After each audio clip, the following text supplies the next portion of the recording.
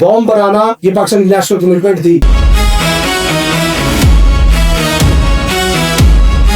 70 سال سے یہ ذہن سازی کی گئی ہے قومی طور پہ کہ ہم نے اسرائیل کو ماننا ہی نہیں ہے.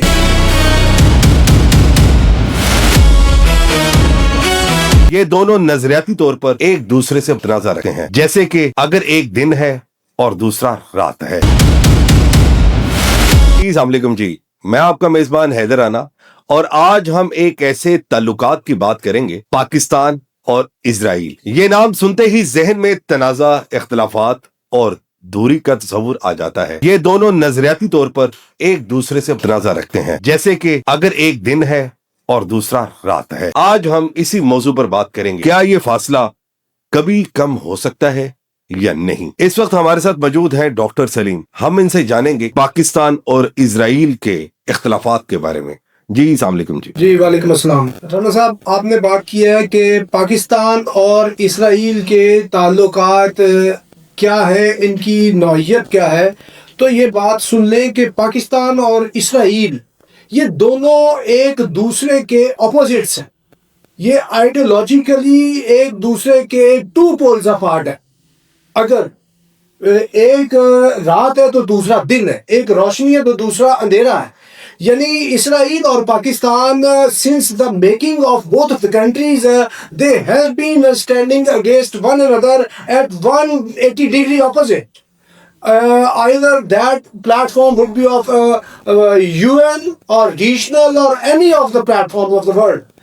کیونکہ معاملہ یہ ہے کہ یہ دونوں جو ہے ایک دوسرے کے نظریاتی طور پہ شدید مخالف ہیں. معاملہ یہ ہے کہ بانی پاکستان حضرت قائد اعظم محمد علی جناح نے اسرائیل کے متعلق ایک بڑی ہسٹورک اسٹیٹمنٹ دی ہے، جس میں قائد اعظم محمد علی جناح یہ کہتے ہیں کہ یہ جو اسرائیل ہے یہ انلیجیٹیمیٹ چائلڈ آف دا ویسٹ ہے، یعنی یہ مغرب کا ولد الزنا ہے.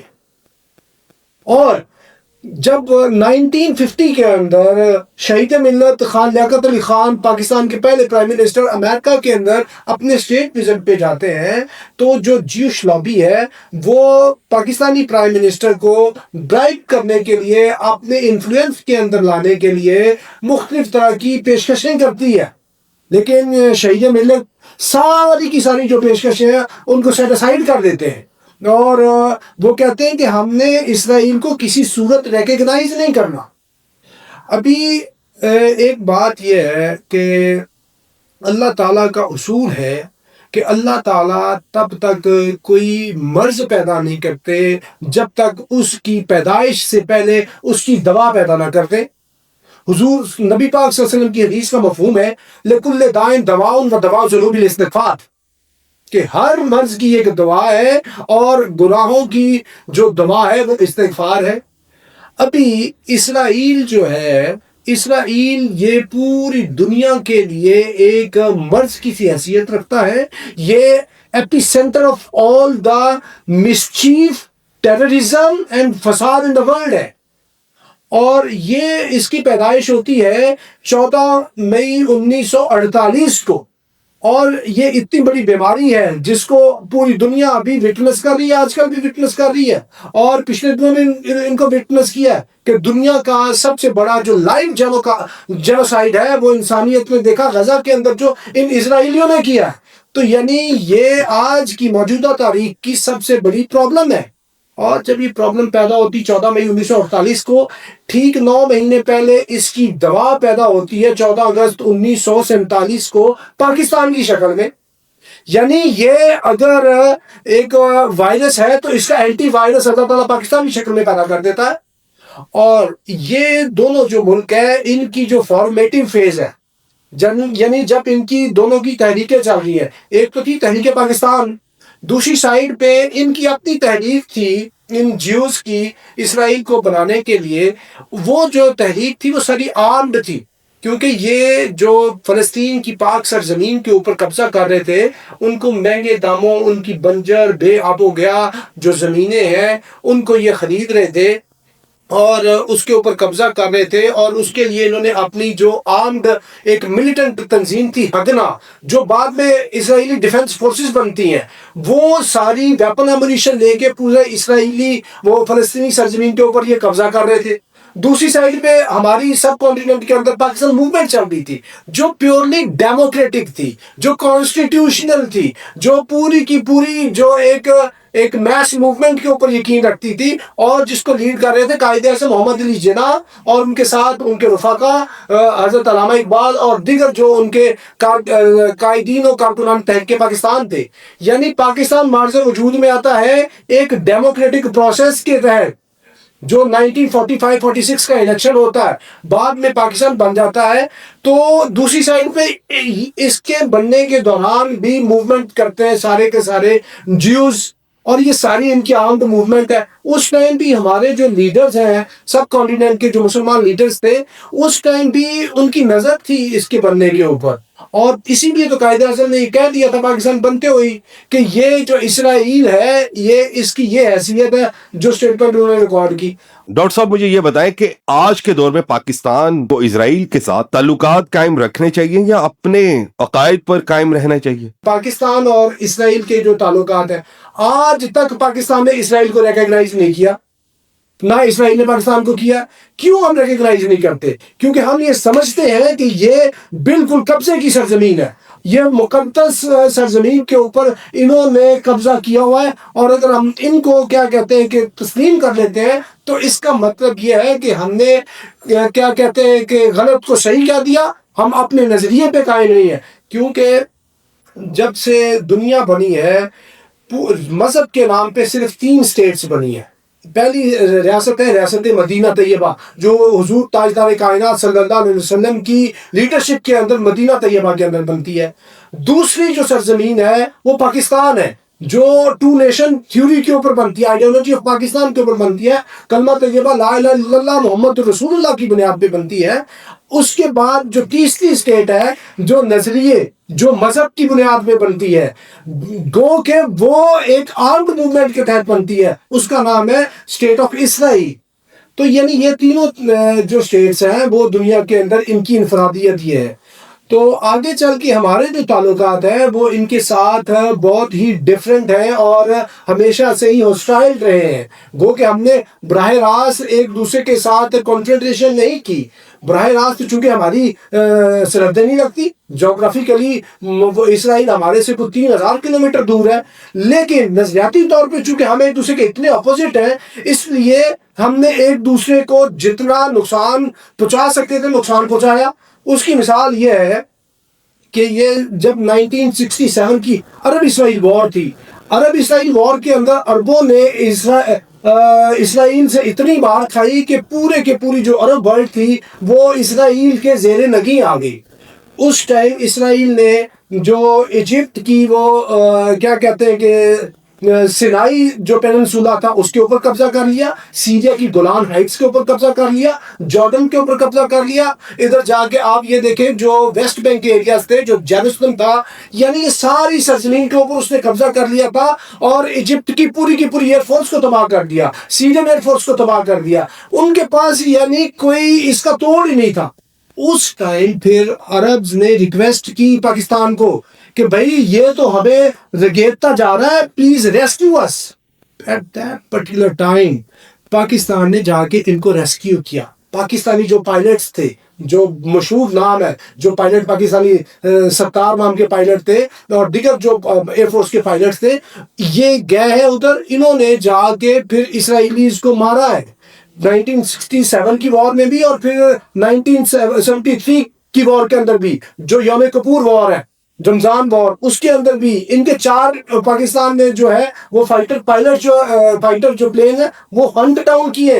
ان کو پتا تھا، یہ سمجھتے تھے کہ یہ کیپیبلٹی تو سیرین، ایجپشن اور عرب پائلٹس کے اندر نہیں ہے، یہ کوئی ادر فورس ہے۔ Then they came to know these are Pakistani pilots. تو یہ ہمارا ان کے ساتھ مخاصمت کا ایک رشتہ ہے، یہ تاریخ ہے۔ آگے چل کے پھر کیا ہوتا ہے، ارلی 80s کے اندر، 82 کے اندر اسرائیل پلان کرتا ہے کہ پاکستان کا جو کوہوٹا کے اندر نیوکلیئر پروگرام ہے اس کو جا کے ہم انیہیلیٹ کر دیں، کیونکہ اس سے پہلے ان کے ہاتھ کھل چکے تھے. انہوں نے اسی طرح کا کام لیبیا کے اندر کیا تھا اور یہی کام انہوں نے جا کے ادھر عراق کے اندر کیا کہ عراق کا جو نیوکلیر پروگرام تھا اس کو جا کے بمبارڈمنٹ کر کے اس کو ختم کر دیا. اور پھر انہوں نے کہا یار اگلا پروگرام یہ ہے، پاکستان جو ہے یہ نیوکلیر پاور بننے جا رہا ہے. اگر پاکستان نیوکلیر پاور بن گیا، ہمارا اتنا زیادہ ان کے ساتھ آئیڈیولوجیکل ڈفرینس ہے کہ 1967 کی وار کے اندر، 73 کی وار کے اندر انہوں نے ہمارے خلاف آگے کی یہ کام کیا ہے. اور بالکل اسی طرح اسرائیلیوں نے 1971 کی پاکستان انڈیا کی وار کے اندر انڈینز کے ساتھ مل کے پاکستان کو آگے زد پہنچائی ہے.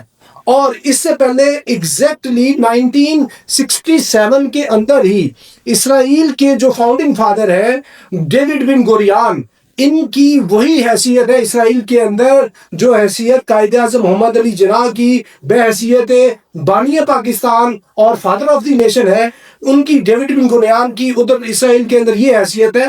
وہ پیرس فرانس کے اندر یہ بات کرتے ہیں کہ ہمیں عربوں سے کسی قسم کا کوئی خطرہ نہیں ہے. اگر ہمیں دنیا میں کسی ایک ملک سے، کسی ایک طاقت سے خطرہ ہے وہ ہے پاکستان. تو یعنی یہ پاکستان اور اسرائیل کی آپس میں ریلیشن شپ ہے. آگے چل کے 82 کے اندر جب یہ پلان کرتے ہیں کہ ہم نے جا کے پاکستان کے نیوکلیر پروگرام کو ہٹ کرنا ہے، اس کے لیے یہ لے کے آتے اپنے فائٹر پلینز اور وہ آتے کابل کے اندر اور ان کے اوپر رنگ ہوتا ہے انڈین جو فلیگز ہیں ان کا، اور انہوں نے پروگرام بنا لیا کہ جا کے ہم نے کوہٹا کے اندر جا کے ہنٹ کرنا ہے. مجھے یہ بھی بتائیں کہ پاکستان اور اسرائیل کے درمیان براہ راست یا بلا واسطہ کشیدگی ہماری علاقائی سیکورٹی کے لیے نقصان دہ ہے؟ اس ٹائم تو آج کی ڈیٹ میں جب پاکستان نیوکلیر پروگرام یا میزائل پروگرام کے بارے میں بات کریں تو وہ ایک جگہ پہ سائٹ نہیں ہے، وہ مختلف جگہوں پہ پھیلا ہوا ہے. لیکن اس ٹائم چونکہ وہ اپنی بالکل زائگوٹک فارم کے اندر تھا اور اس ٹائم کوہٹا کے اندر ساری کی ساری پاکستان کی یہ جو مشینری پڑی ہوئی تھی، تو انہوں نے کہا اگر ہم کوہٹا ہٹ کر دیں گے Pakistan will be deprived to become a nuclear power. But ایک ان کا پلان ہے، ایک اللہ تعالیٰ کا پلان ہے، مگر اللہ خیر الماکرین. تو اللہ تعالیٰ نے یہ سچویشن پیدا کر دی. اس ٹائم چل رہی تھی افغان رشین وار. افغان رشین وار کے اندر دو سپر پاورز لڑ رہی تھی، ایک سائڈ پہ USSR تھا، ایک سائڈ پہ امریکہ تھا، اور تھیٹر آف وار تھا افغانستان. افغانستان کے اندر جو افغان مجاہدین تھے ان کو پریکٹیکلی سب سے زیادہ سپورٹ کر رہا تھا پاکستان، اور اس کے پیچھے بھی سپر پاور امریکہ اگینسٹ USSR. تو پاکستان کی بڑی کارڈینل بیچ میں رول تھی. جب امریکہ نے دیکھا کہ پاکستان از آور چیف سپورٹر ان دس افغان رشین وار، تو پاکستان نے یہ کہا کہ ہمیں آپ سے جو پرائمری اس کے اندر سپورٹ چاہیے اس افغان رشین وار کے اندر لڑائی میں، وہ ایک تو یہ کہ ہمیں کچھ آپ یہ فائنینشیل سپورٹ کریں، ساتھ یہ کہ ہم بوم بنا رہے، بوم جب تک بن رہا ہے آپ نے لک اوور کرنا ہے. تو امریکہ نے کہا ہم لک اوور کریں گے، ایک کاغذی سی کنڈمنیشن ہم کرتے رہیں گے، اس کو آپ نے بولر نہیں کرنا، تو لہٰذا you carry on with your nuclear programme.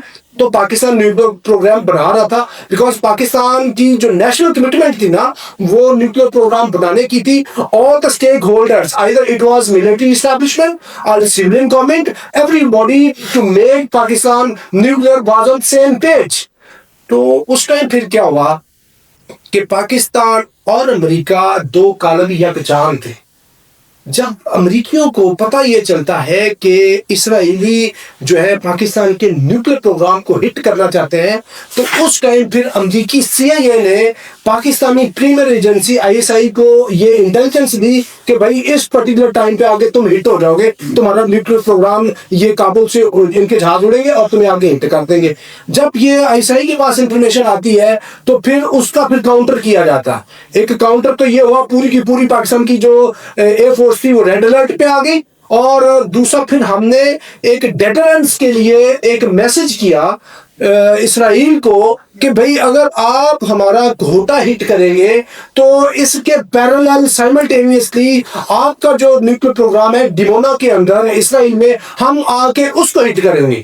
اور اس کے لیے ون وے مشن فلائٹس چلی تھی. یعنی یہ چونکہ ڈسٹینس اتنا زیادہ تھا, اس ٹائم پاکستان کے پاس F-16 آ چکے تھے, تو پاکستان کے پاس اتنی تو کیپیسٹی تھی نہیں کہ پاکستان جا کے اتنے بڑے ریفیولنگ کے ہمارے پاس پلینز ہوتے یا کسی عرب کنٹری سے جا کے ہم اڑتے. پاکستان کے پاس صرف اتنا تھا, ایئر فورس کے پائلٹ ادھر سے اڑیں گے, ون ڈے مشن ہوگا, this is termed as suicide mission. تو پائلٹس نے بہت ولنگلی بلکہ دیوانہ وار اپنی کنسنٹ دی, بلکہ قرآن اندازیاں ڈلی کہ کون پائلٹ اس کو ہٹ کرنے جائے گا. پھر جس چیز کا نام نکلا وہ دیور سائنڈ کے بھی تم چاہتے اس کو ہٹ کرو گے. تو جب یہ چیز ہوئی, اسرائیلیز کو بتایا گیا تھرو امریکہ اینڈ انڈیا کہ بھئی ہم تمہیں جا کے ہٹ کر دیں گے ڈیمونا کے اندر اگر تم نے ادھر آنے کی کوشش کی. تو اس سچویشن کے اندر پھر یہ دم دبا کے ادھر سے کابل سے بھاگے, اور انہوں نے کسی طرح کی کوئی پریکٹیکل وہ میجر نہیں لیا پاکستان کو ہٹ کرنے میں. تو یہ ہے اسرائیل اور پاکستان کی ریلیشن شپ. پھر آگے چل کے بات ہوتی ہے کہ جی اسرائیل کو آپ ریکگنائز کر لیں. اسرائیل چونکہ اتنا موسٹ ماڈرن کنٹری ہے, ان کے پاس اتنی زیادہ ٹیکنالوجیز ہیں, ایگریکلچر کے اندر ٹیکنالوجی ہے, مور اتنی زیادہ سوفسٹیکیٹڈ ان کے پاس مشینریز ہیں. تو اگر پاکستان یہ کر لے گا, ایک تو اس کو یہ فائدہ ہوگا, دوسرا پاکستان اگر اسرائیل کو تسلیم کرتا ہے تو آپ آ جائیں گے پورے کے پورے امریکہ کی گڈ بکس کے اندر, کیونکہ اسرائیل کا سٹیٹس امریکہ کے لیے یہ ہے کہ یہ اس کا ایک لیب پالک بچہ ہے, اور یہ امریکہ کی 51st اسٹیٹ آف امریکہ سمجھا جاتا ہے. اور جو امریکہ کے اندر جیوش لابی ہے وہ اتنی اسٹرانگ ہے کہ پورے کے پورے امریکہ کو وہ جیوش لابی چلاتی ہے. وہ ان کی اکانومی پہ, ان کے میڈیا پہ, ان کی وہ آئل کے کارٹیل پہ, ان کے آرمز کے کارٹیل پہ, سب پہ امریکن ان چیزوں پہ کنٹرول ہے جیوش لابی کا. تو اگر پاکستان یہ اسرائیل کے ساتھ اپنے تعلقات نارملائز کر لیتا ہے اور اس کو ریکگنائز کر لیتا ہے تو پاکستان کے لیے بڑے جو مواقع ہوں گے. لیکن پاکستان نے یہ ساری کی ساری آفرز اور اس طرح کی یہ جو چیزیں ہیں ان کو سیٹ اسائڈ کر دیا, کیونکہ جب سے پاکستان بنا ہے تب سے آپ یہ دیکھیں بانی پاکستان کی پالیسی آپ کو بتا دی گئی. ابھی تو بات کرتے ہیں نا کنگ عبداللہ جو سعودیہ کے کنگ تھے, تب سے تو ٹو اسٹیٹ کی پالیسی چل رہی ہے نا. لیکن جو ہمارے جو بانی پاکستان حضرت قائد اعظم محمد علی جناح رحمۃ اللہ علیہ ہیں, ان کی پالیسی یہ ہے کہ we know only one state of Palestine. ہم تو اسرائیل کو مانتے ہی نہیں ہیں. ابھی تو بات ہے نا ٹو اسٹیٹ کی کہ وہ اسرائیل کو بھی آپ مان لیں, ساتھ اسرائیلی ایک فلسطینیوں کی ریاست قائم کرتے ہیں تو دونوں ریاستیں پیرلل ہو. لیکن قائد اعظم کی جو پالیسی تھی نا وہ یہ تھی کہ no Israeli state at all. If there would be any of the states in the Middle East, that would be Palestinian state. Fine. تو پاکستان کی تو یہ پالیسی اس لیے پاکستان نے نہیں مانا. اور دوسری یہ بات ہے کہ ہماری 78 سال سے یہ ذہن سازی کی گئی ہے قومی طور پہ کہ ہم نے اسرائیل کو ماننا ہی نہیں ہے, کیونکہ پاکستان کی کچھ نیشنل کمٹمنٹس ہیں. جیسے بام بنانا, یہ پاکستان کی نیشنل کمٹمنٹ تھی, سب نے مل کے بام بنایا. اسی طرح کشمیر جو ہے وہ پاکستان کی نیشنل کمٹمنٹ ہے, جو بھی اس کے خلاف جائے گا اس کی حکومت کیا وہ اس کا سب کچھ ختم کر دیا جائے گا, کیونکہ عوام پاکستان کا تب سے یہ بنا ہوا ہے, ذہن بنا ہوا ہے. اور بانی پاکستان نے یہ کہہ دیا ہے کہ کشمیر پاکستان کی شہر آ گیا ہے, that is a jugular vein of Pakistan. Kashmir Pakistan کی نیشنل کمٹمنٹ ہے.